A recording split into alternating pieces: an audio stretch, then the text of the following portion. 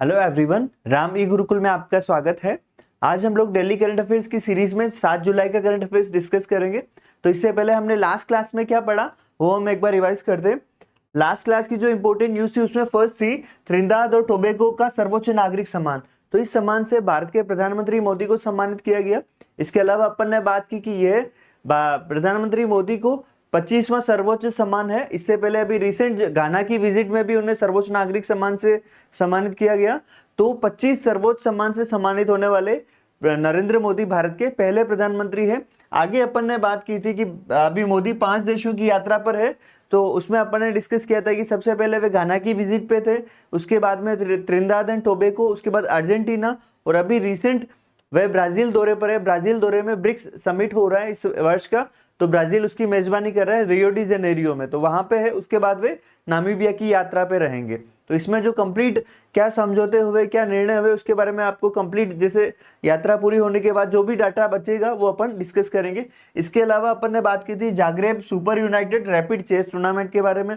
तो इसका आयोजन क्रोएशिया की राजधानी जाग्रेब में हो रहा है और इसका खिताब भारत के डी गुकेश ने जीता। तो इस टूर्नामेंट में डी गुकेश ने नॉर्वे के जो वर्ल्ड चैंपियन है मैग्नस कार्लसन, उनको भी दूसरी बार हराया। इससे पहले उन्होंने नॉर्वे चेस में भी उनको हराया था। आगे अपन ने बात की थी कि नौसेना की पहली महिला फाइटर पायलट कौन बनी है। तो इसके बारे में अपन ने डिस्कस किया कि आशा पूनिया नौसेना में पहली महिला फाइटर पायलट मतलब कि जो फाइटर जेट को उड़ाएंगी। तो इसके बाद में अपन ने पढ़ा था अंतरिक्ष में सैटेलाइट संबंधी रैंकिंग। तो भारत में जो भारत की रैंकिंग में क्या स्थान है उसके बारे में अपन ने कंप्लीट डिस्कशन किया। तो देखिए इसमें अंतरिक्ष में वर्तमान में जो है टोटल 12,952 सैटेलाइट्स है और उसमें पहले स्थान पर संयुक्त राज्य अमेरिका है 8,532। तो यहाँ पे आपने को ध्यान रखना है कि अमेरिका, संयुक्त राज्य अमेरिका पहले स्थान पर है। उसमें जो मेजर कंट्रीब्यूशन है वो एलोन मस्क की स्पेसएक्स का है। भारत इसमें छठे स्थान पर है 136 सैटेलाइट्स के साथ। तो दूसरे स्थान पर रूस और तीसरे पर चीन है, जबकि चौथे और पांचवें पर यूनाइटेड किंगडम और जापान है। जबकि भारत का स्थान अपन ने डिस्कस किया था, छठा स्थान है 136 सैटेलाइट्स के साथ। आगे अपन ने बात की थी डूरंड कप। तो इसका आयोजन देखिए ये फुटबॉल से संबंधित है। इसका आयोजन इस बार पूर्वोत्तर में 5 राज्यों में किया जाएगा। तो 5 राज्य कौन कौन से अपन ने डिस्कस किए थे कि 5 राज्यों में देखिए एक तो पश्चिम बंगाल, असम, मेघालय, मणिपुर और झारखंड, ये 5 राज्यों में इसका आयोजन किया जाएगा। इस बार पहली बार 5 राज्यों में किया जा रहा है। इसमें 24 टीमें भाग लेगी टोटल और 4 समूह में ये रहेगी।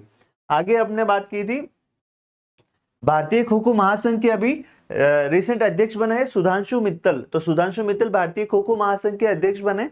इसके अलावा अपन ने बात की थी कि जनवरी 2025 में खो खो विश्व कप का आयोजन भी भारत में हुआ था, नई दिल्ली में। तो इसमें भारत ने पुरुष और महिला वर्ग के खिताब भी जीते थे। तो ये अपन ने रिवाइज किया था। आगे अपन ने पढ़ा था पहली बार जो है खेलो इंडिया जल खेल महोत्सव का आयोजन किया जाएगा। और इसका आयोजन कहाँ होगा? तो इसका आयोजन जम्मू कश्मीर के श्रीनगर में डल लेक पर इसका आयोजन किया जाएगा। आगे की न्यूज है भारत का पहला अश्व रोग मुक्त कंपार्टमेंट। तो इसकी स्थापना कहाँ की गई है? ये उत्तर प्रदेश के मेरठ में इसकी स्थापना की गई है। इसके अलावा विश्व पशु रोग संस्थान द्वारा इसे प्रमाणित भी किया गया है।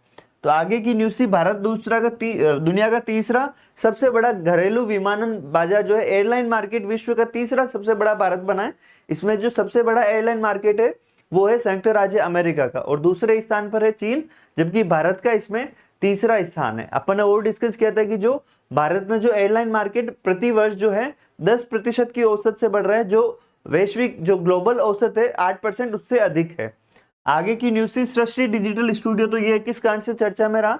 तो देखिए सृष्टि डिजिटल स्टूडियो का उद्घाटन नई दिल्ली में Indian institute of public administration मतलब भारतीय लोक प्रशासन संस्थान में इसका उद्घाटन किया गया। इसका उद्देश्य क्या रहेगा स्टूडियो का कि जो लोक प्रशासन से संबंधित जो अपने रिसर्च या जो जानकारियां हैं उसको डिजिटलाइज करना और उसका कंटेंट निर्माण करना इसका प्रमुख उद्देश्य है। आगे अपन ने एमएसएमई क्षेत्र के संदर्भ में जो है केंद्र सरकार द्वारा डाटा जारी किया गया उसके बारे में अपन ने बात की कि एमएसएमई का जो है भारत की जीडीपी मतलब सकल घरेलू उत्पाद में क्या योगदान है? तो 30.1 उसका योगदान है। विनिर्माण की अपन ने बात की तो इसमें 35.4% का योगदान है। जबकि अगर अपन बात करें कि भारत के निर्यात मतलब एक्सपोर्ट में एमएसएमई का कितना योगदान है तो उसका आपके 45.73% के बारे में अपन ने डिस्कस किया था। इसके अलावा एमएसएमई वर्गीकरण के बारे में बात की कि भाई इसका जो एमएसएमई का नया वर्गीकरण है वह नया वर्गीकरण 1 अप्रैल 2025 से लागू हुआ। तो ये कल की इंपॉर्टेंट न्यूज थी। यहाँ आपके हर न्यूज में देखिए डायरेक्ट क्वेश्चन बन सकता है, तो ये चीज ध्यान रखना है। आज की क्या इंपॉर्टेंट न्यूज है उसके बारे में हम लोग डिस्कस करते हैं। तो देखिए फर्स्ट जो न्यूज है वो है ब्रिक्स शिखर सम्मेलन। अभी अपन ने रिवाइजन में भी पढ़ा कि प्रधानमंत्री मोदी अभी 5 देशों की यात्रा में है, तो उसमें अर्जेंटीना के बाद प्रधानमंत्री मोदी आज ब्राजील के दौरे पर है। तो ब्रिक्स जो शिखर समिट है इसका आयोजन ब्राजील के रियो डी जेनेरियो में इसका आयोजन किया जा रहा है। तो पहली चीज 6 और 7 जुलाई को इसका आयोजन किया जा रहा है। अब इसकी थीम एक चीज ध्यान रखना है, अभी देख लिए राजस्थान का जो एग्जाम हुआ रिसेंटली, तो उसमें आपके समिट की थीम जैसे बिम्स्टेक की थीम पूछ ली गई थी। तो अपने को ये चीज ध्यान रखना है कि जो बड़ी समिट्स होती है भारत की, तो उसकी थीम भी ध्यान रखनी है। तो ये जो इस बार ब्रिक्स की थीम है ये ग्लोबल साउथ से रिलेटेड है। ग्लोबल साउथ मतलब जो अल्प विकसित देश या जो गरीब देश या कमजोर देश उनके से संबंधित है। तो ग्लोबल साउथ के साथ सहयोग को मजबूत करना ब्रिक्स समिट की थीम है। और इसके अलावा इस बार जो है 2025 में ब्रिक्स समिट का जो है आयोजक या मेजबान ब्राजील है, जबकि इसकी अगली मेजबानी वर्ष 2026 में ब्रिक्स का आयोजन भारत में किया जाएगा। तो 2026 में ब्रिक्स की अध्यक्षता भारत करेगा। तो ये चीज अपने को ध्यान रखना है। आगे अपन बात करें ब्रिक्स के बारे में, और तो ये क्या है इसके बारे में अपन डिटेल में बात करें तो देखिए ब्रिक्स जो है पहले 4 देशों के समूह के साथ इसकी स्थापना हुई थी। तो ब्रिक्स की स्थापना 2009 में हुई थी। 4 देशों ने इसकी स्थापना की थी। 4 देश कौन कौन से थे देखिए ब्रिक। तो ब्रिक में क्या है, बी मतलब ब्राजील, आर मतलब रशिया, आई मतलब इंडिया और सी मतलब चाइना। तो 4 देशों ने ब्रिक नामक संगठन की स्थापना की थी। पश्चिम देशों के जो G7 ग्रुप है नाटो के जवाब में 4 देशों ने ब्रिक की स्थापना की। अब इसमें 2010 में दक्षिण अफ्रीका भी शामिल हो गया, साउथ अफ्रीका, तो ये ब्रिक्स बन गया। अब देखिए 2010 में ब्रिक्स बना, उसके बाद जो है इसका विस्तार हुआ आपके 2024 में। तो 2024 में इसका विस्तार हुआ और इसमें 2024 में 6 सदस्य 6 जो देश है वो और शामिल हुए। तो अभी वर्तमान में जो है ये ब्रिक्स प्लस हो गया और इसमें वर्तमान में इसमें सदस्यों की संख्या कितनी है, 11 सदस्य देश है। ब्रिक्स मतलब 4 देश, 5 देश तो पहले से थे जबकि 6 नए देश जुड़े। अब 6 नए देशों में देखिए खाड़ी देशों से कौन कौन है, तो खाड़ी देशों से बात करें सऊदी अरब, ईरान, संयुक्त अरब अमीरात और मिस्र, ये 4 खाड़ी देशों से। इसके अलावा है इथियोपिया और इंडोनेशिया। तो टोटल यहाँ पे ब्रिक्स प्लस में अभी वर्तमान में कितने देश है, तो वर्तमान में 11 देश है। आगे अपन बात करें तो ब्रिक्स अभी जैसे पहले 5 देशों का समूह था, अब टोटल 11 देशों के समूह से ये देखिए जनसंख्या जो जीडीपी उसके बारे में अपन बात करें तो वैश्विक जनसंख्या का कितने प्रतिशत को कवर करता है, 47% को कवर करता है। जबकि जो ग्लोबल जीडीपी है उसमें 37% को कवर करता है।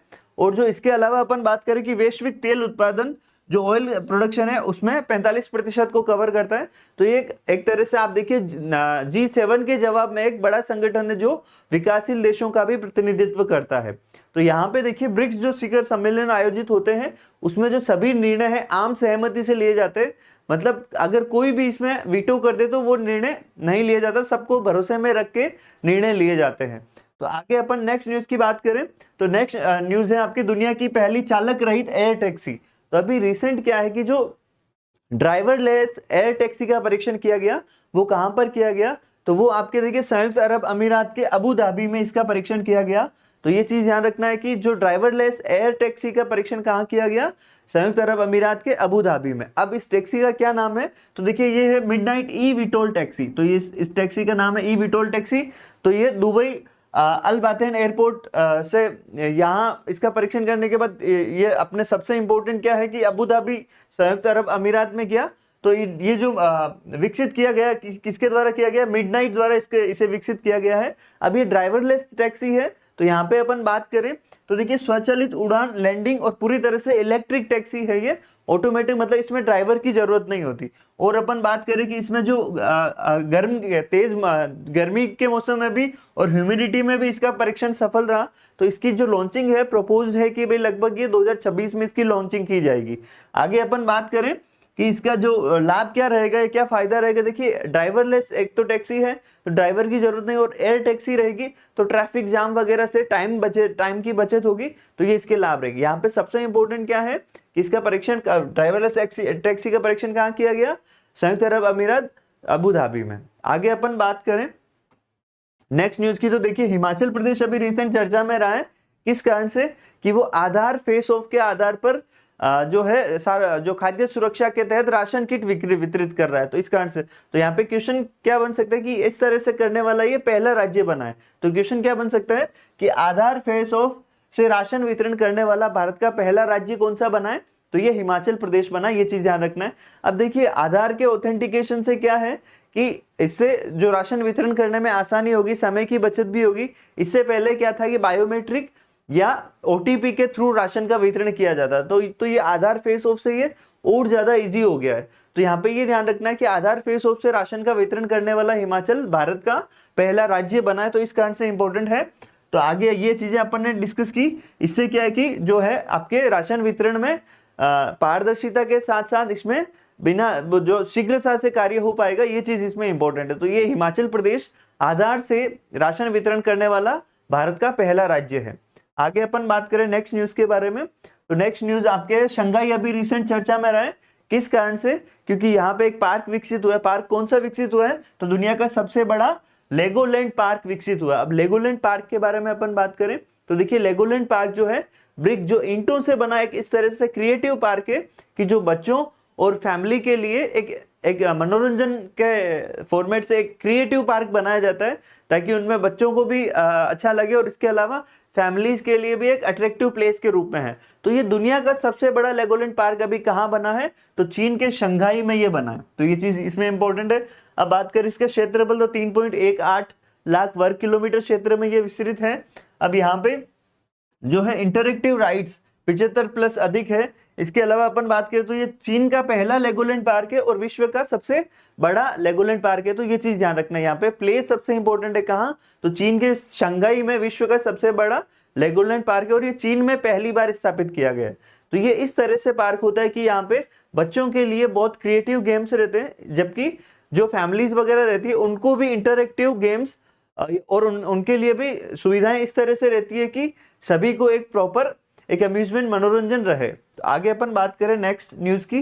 तो देखिए नेक्स्ट न्यूज अभी रिसेंट चर्चा में है अनंत टेक कंपनी। किस कारण से? कि यह जो कंपनी है भारत की पहली निजी सैटेलाइट इंटरनेट प्रदाता कंपनी बनेगी। तो देखिए अनंत टेक कंपनी ने अभी रिसेंटली अपना परीक्षण किया है सैटेलाइट इंटरनेट के थ्रू। तो ये सफल परीक्षण रहा। तो अपन इससे पहले अपनी पहले की क्लासेस में अपन ने बात की कि भारत में जो है एलोन मस्क की जो स्टारलिंक कंपनी है इंटरनेट प्रदाता कंपनी, तो उसे भारत में सैटेलाइट इंटरनेट का लाइसेंस मिला स्टारलिंक को। और उसमें अपन ने बात की थी कि स्टारलिंक के साथ भारत की दो कंपनियां, एक तो जियो और इसके अलावा भारतीय एयरटेल ने इसके बारे में समझौता किया। जबकि भारत में जो पहली निजी कंपनी रहेगी जो सैटेलाइट इंटरनेट प्रोवाइड कराएगी, तो वो ध्यान रखना कौन सी है? अनंत टेक रहेगी। तो इसकी जो सर्विसेज है वो 2028 तक शुरू होगी और अनंत टेक ने इसके लिए 3000 करोड़ का निवेश किया है। इसके अलावा अपन बात करें तो यहाँ पे जियो सैटेलाइट से 1000 Gbps की इसकी स्पीड रहेगी। इसके अलावा 35,000 किलोमीटर की ऊंचाई पर यह स्थिर रहेगा सैटेलाइट। तो इसमें क्या है, जियो अर्थ ऑर्बिट सैटेलाइट रहेगा ये। अब यहाँ पे अपन बात करें कि जो स्टारलिंक सैटेलाइट इंटरनेट प्रोवाइड कराता है तो वो किसके द्वारा कराता है? वो लो अर्थ ऑर्बिट में रहता है। तो ये चीज ध्यान रखना। जबकि ये जियो सैटेलाइट के द्वारा इंटरनेट की सुविधा उपलब्ध करवाएगा। तो यहाँ पे क्या है कि जो स्टारलिंक से ज्यादा इसमें कवरेज मिल सकेगी। तो ये भी एक चीज इंपॉर्टेंट है। आगे अपन बात करें तो जो इसमें जो अंतरिक्ष संस्था है भारत की इन स्पेस, तो उससे भी अनंत टेक इसको मंजूरी मिली है। तो इस कारण से अपन बात करें तो ये भारत की पहली निजी सैटेलाइट सेवा इंटरनेट प्रदाता कंपनी बनेगी। तो ये चीज अपने को ध्यान रखनी है। यहाँ पे सबसे इंपॉर्टेंट क्या है? कंपनी का नाम क्या है? अनंत टेक। तो यहाँ पे आपके ऑप्शंस में भारतीय एयरटेल या जियो भी आ सकता है। तो अपने को ध्यान रखना है। क्वेश्चन क्या आ सकता है कि भारत की पहली निजी सैटेलाइट इंटरनेट प्रदाता कंपनी कौन है? तो अनंत टेक है। यहाँ पे सबसे इंपॉर्टेंट क्वेश्चन ये बन सकता है। आगे अपन बात करें नेक्स्ट न्यूज के बारे में। तो देखिए एआई तकनीक अभी रिसेंट चर्चा में रहा है। स्टार तकनीक है, एआई की स्टार तकनीक है। तो इससे क्या है कि पहली बार गर्भावस्था भी संभव हुई है। तो अब देखिए जो संयुक्त राज्य अमेरिका का कोलंबिया विश्वविद्यालय है, वहां पे अभी रिसेंट परीक्षण किया गया इसके संदर्भ में कि वहां पे एक ऐसी दंपति थी, ऐसा कपल था जो बच्चा पैदा करने में सक्षम नहीं था, लेकिन उसमें एआई के थ्रू उसमें उसके जो स्पर्म्स जो काउंट कम थे, तो स्पर्म काउंट कम को जो जैसे कई लाखों स्पर्म होते हैं, लाखों स्पर्म में अगर स्पर्म काउंट कम रहते तो प्रेगनेंसी नहीं हो पाती। तो इसमें क्या है कि कोलंबिया यूनिवर्सिटी में ये प्रयोग किया गया एआई की सहायता से कि उन स्पर्म की इमेजिंग की गई, मतलब फोटोग्राफी की गई, लाखों फोटोग्राफी की गई और ऐसे शुक्राणुओं को पहचाना गया एआई तकनीक की सहायता से कि वो जो शुक्राणु है वो प्रेग्नेंट करने में सक्षम थे। तो ये चीज आपके इंपॉर्टेंट है कि स्टार्ट तकनीक की सहायता से, एआई की सहायता से प्रेगनेंसी भी मुमकिन है। तो ये अभी रिसेंट चर्चा में रही। और कहां पे परीक्षण किया गया? तो संयुक्त राज्य अमेरिका की कोलंबिया यूनिवर्सिटी में। और ये परीक्षण किसके नेतृत्व में किया गया? तो देखिए डॉक्टर जेफ विलियम्स के नेतृत्व में इस तकनीक का परीक्षण किया गया। अब अपन बात करें इसके बारे में, तो मैंने जैसे आपको बता दिया कि भाई एजोस्पर्मिया रोग, ये इसमें शुक्राणु नहीं बनते। और स्टार तकनीक का फुल फॉर्म क्या है तो उसके बारे में बात करें। देखिए स्पर्म ट्रैकिंग एंड रिकवरी। तो यहाँ पे अपन ने बात की कि जैसे जो लाखों शुक्राणु होते हैं तो उनको ट्रैक करता है ये इस तकनीक के सहायता से, और जो शुक्राणु प्रेग्नेंट करने में सक्षम है उनकी पहचान करता है, तो उससे प्रेगनेंसी संभव हो पाती है। तो यहाँ पे 2-3 चीजें ध्यान रखनी है। तो एआई तकनीक से गर्भावस्था किस तकनीक से किससे फेमस है? स्टार तकनीक। स्टार कौन सी है? Sperm tracking and recovery. और ये किसने विकसित किए? तो डॉक्टर जेफ विलियम्स ने ये विकसित किए कोलंबिया यूनिवर्सिटी यूएसए द्वारा। तो ये चीज ध्यान रखना है कि एआई से प्रेगनेंसी भी पॉसिबल है, और ये किस तकनीक से होती है? स्टार तकनीक से। आगे अपन नेक्स्ट न्यूज के बारे में बात करें तो नेक्स्ट न्यूज है आपके रिसेंट अभी एक रिपोर्ट आई है वर्ल्ड बैंक द्वारा, विश्व बैंक द्वारा। तो उस रिपोर्ट में क्या कहा गया कि जो भारत में आय समानता है उसके संदर्भ में भारत जो है चौथे स्थान पर है, 4th रैंक पर है। तो ये एक बहुत इंपॉर्टेंट न्यूज है। अब आय समानता के संदर्भ में रैंकिंग किसके द्वारा जारी की गई? तो अपने को ध्यान रखना है विश्व बैंक, वर्ल्ड बैंक के द्वारा जारी की गई। और आय समानता के संदर्भ में भारत का कौन सा स्थान है? तो चौथा स्थान है। यहाँ पे अपने को ध्यान रखना है कि भारत से पहले 3 देश है, तीनों यूरोपीय देश है। कौन कौन से है? तो देखिए स्लोवाकिया, स्लोवेनिया और बेलारूस शीर्ष 3 में। ये पहले स्थान पर स्लोवाकिया, स्लोवेनिया दूसरे पर, और जबकि बेलारूस तीसरे पर। और जबकि आय समानता में भारत का स्थान चौथा है। तो आप इस तरह से देखिए कि जो डेवलप्ड कंट्रीज है, विकसित देश है, उनसे भी भारत आय समानता के संदर्भ में पहले स्थान पर है। और ये रिपोर्ट किसके द्वारा जारी की गई? तो ये रिपोर्ट जारी की गई विश्व बैंक के द्वारा। तो ये एक बहुत इंपॉर्टेंट न्यूज है, अभी रिसेंट ट्विटर ट्रेंडिंग में भी रहा है। तो इस रिपोर्ट के तहत भारत का जो गिन्नी स्कोर है वो रहा 25.5। एक चीज ध्यान रखना है कि गिन्नी स्कोर जितना कम होता है उतना अच्छा होता है। तो इससे पहले भारत का जो गिन्नी स्कोर था वो था 28.8 था, जो आपकी सुधर के 25.5 हुआ है। तो गिन्नी स्कोर में कमी, मतलब यहाँ पे आय समानता बढ़ी है। गिन्नी स्कोर जितना कम होता है उतना ही अच्छा होता है। तो इसके अलावा अपन बात करें तो चीन और अमेरिका, रूस, इससे भी बेहतर रैंकिंग में भारत है। जबकि यूरोपियन देशों की से भी रैंकिंग में बेहतर है, सिर्फ 3 यूरोपीय देशों को छोड़ के।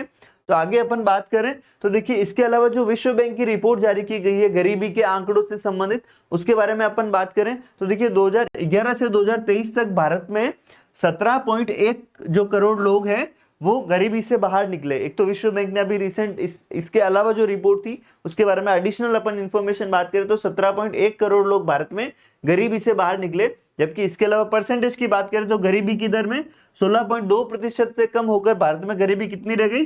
2.3% गरीबी रह गई। और इसका क्रेडिट दिया गया सेंट्रल गवर्नमेंट की स्कीम्स को, राज्य सरकारों की स्कीम्स को, कि उनकी वजह से भारत में गरीबी की दर काफी कम हुई। तो ये चीज एक बहुत इंपॉर्टेंट है। देखिए जो आय समानता के संदर्भ में आपको ध्यान में रखना है। इसके अलावा जो विश्व बैंक के अभी रिसेंट इससे पहले जो डाटा जारी किए गए उसमें भी ध्यान रखिएगा। ये क्वेश्चन स्टेट पीसीएस के एग्जाम में पूछे भी गए कि भाई 2011 से 2023 तक कितने करोड़ लोग बाहर निकले? तो 17.1 करोड़। जबकि यहाँ पे परसेंटेज के लिहाज से पूछे तो गरीबी दर 16.2% से कम होकर 2.3% रही है। तो ये भी विश्व बैंक के ऑफिशियल डाटा है। तो ये भी अपने को भारत के संदर्भ में ध्यान रखने हैं। आगे अपन बात करें नेक्स्ट न्यूज की तो नेक्स्ट न्यूज आपके है सामाजिक सुरक्षा के संदर्भ में। इससे पहले की क्लास में भी अपन ने रिपोर्ट के बारे में बात की थी। तो सामाजिक सुरक्षा के संदर्भ में जो रिपोर्ट है ये अंतरराष्ट्रीय श्रम संगठन ILO द्वारा जारी की गई थी। और इसके तहत भारत सामाजिक सुरक्षा देने में विश्व में दूसरे स्थान पर है। जबकि पहले स्थान पर कौन है? पहले स्थान पर है चीन। तो यहाँ पे ये चीज ध्यान रखना है। तो भारत की जो टोटल आबादी है, टोटल आबादी कितनी? जो टोटल आबादी का 64.3% आबादी जो है वह सामाजिक सुरक्षा के दायरे में। सामाजिक सुरक्षा का क्या मतलब है? कि जो स्कीम्स है, जो वंचित वर्ग के लोग हैं उनको प्रॉपर स्कीम्स का लाभ मिल रहा है, उनको किसी भी तरह से मतलब कोई योजनाओं से मतलब योजनाओं का लाभ उन्हें मिले ये सुनिश्चित किया जा रहा है सामाजिक सुरक्षा के तहत। जैसे पेंशन है, वृद्धावस्था है या दिव्यांग है, ऐसे लोगों को सरकार द्वारा सहायता दी जाती है। तो भारत की जो है कुल आबादी का 64.3% लोगों को सामाजिक सुरक्षा मिली है। और टोटल अगर आबादी के बारे में बात करें तो कुल आबादी में से 94 करोड़ सामाजिक सुरक्षा के दायरे में है। आगे अपन बात करें तो देखिए केंद्र सरकार द्वारा कई योजनाएं चलाई जा रही है, जैसे आयुष्मान भारत योजना, किसान सम्मान निधि। तो इससे क्या है कि जो लोगों को जो फाइनेंशियल प्रॉब्लम्स है उनसे लड़ने में या हेल्थ प्रॉब्लम्स है उनसे लड़ने में सहायता मिलती है, केंद्र द्वारा सहायता मिलती है। तो ये इसके एग्जाम्पल है। अब अपन बात करें कि भारत में देखिए एक मनरेगा जो है, नरेगा स्कीम, उसको इसमें शामिल नहीं माना है, क्योंकि नरेगा स्कीम के लाभार्थी बहुत ज्यादा है। अगर ये शामिल रहती तो भारत का संभवतः विश्व में सामाजिक सुरक्षा के दायरे के संदर्भ में पहला स्थान रहता। तो अभी तक ये शामिल की गई नहीं की गई है। तो केंद्र सरकार का लक्ष्य है कि आने वाले टाइम में लाभार्थियों का दायरा जो है वो 100 करोड़ से पार किया जाए, तो उसके लिए भी प्रावधान किए जाएंगे। तो इसके अलावा अपन बात करें तो 10 वर्ष पूर्व मतलब 2015 के समय सामाजिक सुरक्षा में केवल 19% आबादी थी, जो अभी वर्तमान में बढ़ के कितनी हो गई 64.3, और संख्या के हिसाब से बोले तो 94 करोड़ लोग सामाजिक सुरक्षा के दायरे में हैं। अब आगे अपन ने बात की कि 100 करोड़ लोगों को लक्ष्य रखा गया है केंद्र सरकार द्वारा। तो ये चीज अभी ध्यान में रखना। अपने को 2-3 पॉइंट ध्यान रखने। एक तो सामाजिक सुरक्षा के संदर्भ में भारत का वैश्विक स्तर पर कौन सा स्थान है, तो दूसरा स्थान है। अब ये रिपोर्ट किसने जारी की थी, अंतरराष्ट्रीय श्रम संगठन इंटरनेशनल लेबर ऑर्गेनाइजेशन ILO द्वारा ये जारी की गई। इसमें पहले स्थान पर चीन है, जबकि दूसरे स्थान पर भारत है 64.3% के साथ। और यहाँ पे लाभार्थियों की संख्या ध्यान रखनी है 94 करोड़ है वर्तमान में। तो ये चीज यहाँ पे सबसे इंपॉर्टेंट है। आगे अपन बात करें नेक्स्ट न्यूज की, तो नेक्स्ट न्यूज आपके है नीरज चोपड़ा क्लासिक। तो देखिए नीरज चोपड़ा क्लासिक के बारे में अपन ने कल भी बात की कि ये भारत का पहला अंतरराष्ट्रीय भाला फेंक टूर्नामेंट है, जेवेलिन थ्रो टूर्नामेंट है भारत का पहला। ये चीज ध्यान रखना। इससे पहले जेवेलिन टूर्नामेंट जो है इंटरनेशनल लेवल का इतना बड़ा नहीं हुआ। तो नीरज चोपड़ा क्लासिक नाम से ये टूर्नामेंट है। इसका आयोजन कहाँ हो रहा है, तो इसका आयोजन कर्नाटक के बेंगलुरु में कांतिरवा स्टेडियम में इसका आयोजन किया गया। अब इसमें देखिए जो है ये नीरज चोपड़ा के नाम से है, और इस नीरज चोपड़ा क्लासिक टूर्नामेंट का खिताब भी नीरज चोपड़ा ने जीता। नीरज चोपड़ा पहले स्थान पे रहे। तो जेवेलिन थ्रो इन्होंने कितना किया, तो इन्होंने 86.18 मीटर थ्रो किया। इसके अलावा जो है दूसरे स्थान पर आपके रहे केन्या के जूलियस गो, और तीसरे स्थान पर श्रीलंका के रुमेश पथिरंगे रहे। तो दूसरे तीसरे का इतना इंपॉर्टेंट नहीं है जितना आपके फर्स्ट। एक चीज ध्यान रखिएगा, नीरज चोपड़ा आजकल करंट अफेयर्स का जैसे जैसे पैटर्न बदल रहा है, तो थ्रो भी ध्यान रखिए 86.18 मीटर थ्रो इन्होंने किया था। आगे अपन बात करें तो ये नीरज चोपड़ा ने पर्सनली इसमें जो आयोजक में शामिल थे नीरज चोपड़ा। इसके अलावा JSW स्पोर्ट्स और AFI इन्होंने इसमें योगदान दिया, इसमें ये सह आयोजक थे। इसके अलावा जो है इस आयोजन को वर्ल्ड एथलेटिक्स द्वारा A श्रेणी का आयोजन का दर्जा भी दिया गया। तो यहाँ पे सबसे इंपॉर्टेंट क्या है कि इसका आयोजन कहाँ हुआ, तो बेंगलुरु के कांतिरवा स्टेडियम में। इसका खिताब किसने जीता, नीरज चोपड़ा ने। और कितना थ्रो किया, 86.18 मीटर थ्रो किया। आगे अपन बात करें नेक्स्ट न्यूज की, तो नेक्स्ट न्यूज आपके रिसेंट है कि अभी इसमें अपन नीरज चोपड़ा के बारे में अपन और बात करें तो नीरज चोपड़ा ने अभी रिसेंट जो है 2 खिताब जीते हैं, इंटरनेशनल खिताब। अब कौन कौन से, एक तो पेरिस डायमंड लीग है, इसका खिताब इन्होंने जीता था। इसके अलावा जो है ओस्ट्रावा गोल्डन स्पाइक, इन दोनों का खिताब भी नीरज चोपड़ा ने इसके यहाँ पे जीता था। जबकि उन्होंने 90 मीटर का थ्रो भी फेंका दोहा डायमंड लीग में। हालांकि ये उसमें दूसरे स्थान पे रहे, लेकिन 90 मीटर का इन्होंने रिकॉर्ड थ्रो फेंका था दोहा डायमंड लीग में। नीरज चोपड़ा के बारे में अगर अपन और डिस्कस करें तो देखिए नीरज चोपड़ा ने टोक्यो ओलंपिक में स्वर्ण पदक जीता भाला फेंक में। इसके अलावा जो पेरिस ओलंपिक हुआ था उसमें नीरज चोपड़ा ने रजत पदक जीता। और नीरज चोपड़ा को केंद्र सरकार द्वारा मेजर ध्यानचंद खेल रत्न पुरस्कार से भी सम्मानित किया गया है। इसके अलावा अर्जुन पुरस्कार से भी सम्मानित किया गया है। तो ये चीज आपने जो स्पोर्ट्स में जो पर्सन इन न्यूज है उसमें आपने को ध्यान रखना, इस तरह के क्वेश्चंस भी पूछे जा सकते हैं। आगे अपन बात करें तो देखिए वैभव सूर्यवंशी अभी रिसेंट चर्चा में रहे। किस कारण से चर्चा में रहे, तो देखिए बिहार से क्रिकेटर है और ये IPL में राजस्थान रॉयल्स की तरफ से खेलते हैं। अभी किस कारण से चर्चा में है, तो देखिए ये अभी रिसेंट इन्होंने जो है अंडर 19 वनडे मैच में इन्होंने शतक लगाया है, सबसे तेज शतक। तो उसके बारे में अपन बात करें तो 52 गेंदों में इन्होंने शतक लगाया है। और ये आपके इंग्लैंड के खिलाफ मैच में इन्होंने लगाया है। तो ये सब जो अंडर 19 क्रिकेट में सबसे तेज शतक लगाने वाले विश्व के पहले बल्लेबाज है। इससे पहले पाकिस्तान के बल्लेबाज थे कामरान गुलाम। तो 53 गेंदों में जो है अंडर 19 की बात कर रहे हैं अपन, इंटरनेशनल क्रिकेट की बात नहीं कर रहे। तो अंडर 19 में सबसे तेज शतक लगाने वाले भारत के विश्व के पहले बल्लेबाज कौन बने? वैभव सूर्यवंशी। भारत ने इंग्लैंड के खिलाफ इन्होंने शतक लगाया। आगे अपन बात करें आईपीएल में, ये राजस्थान रॉयल्स की तरफ से खेलते। वर्तमान में इनकी उम्र है 14 साल 32 दिन। इन्होंने आईपीएल में 35 गेंदों में शतक लगाया। तो देखिए आईपीएल में सबसे तेज शतक लगाने वाले सबसे युवा बल्लेबाज है वैभव सूर्यवंशी, ये चीज ध्यान रखना है। जबकि अंडर 19 में सबसे तेज शतक लगाने वाले विश्व के पहले बल्लेबाज है वैभव सूर्यवंशी, तो ये ध्यान रखना है। क्रिकेट खिलाड़ी है भारत के, जबकि आईपीएल में ये खेलते हैं राजस्थान रॉयल्स की तरफ से। तो ये पॉइंट्स इंपॉर्टेंट है इस स्लाइड में। तो आज की न्यूज में जो सबसे इंपॉर्टेंट पॉइंट्स थे उसके बारे में अपन ने डिस्कस किया। इसके अलावा जो है वीकली जो करंट अफेयर्स की क्विज क्वेश्चन फॉर्मेट में आपकी क्लास अपलोड कर दी गई है, उसका जो लिंक है वो आपके कमेंट आपके डिस्क्रिप्शन लिंक में रहेगा, आपको मिल जाएगा लिंक डिस्क्रिप्शन में। तो अगर आपको वीडियो पसंद आया तो आप लाइक शेयर जरूर करें और चैनल को सब्सक्राइब करें। तो मिलते हैं नई क्लास में। Thank you everyone.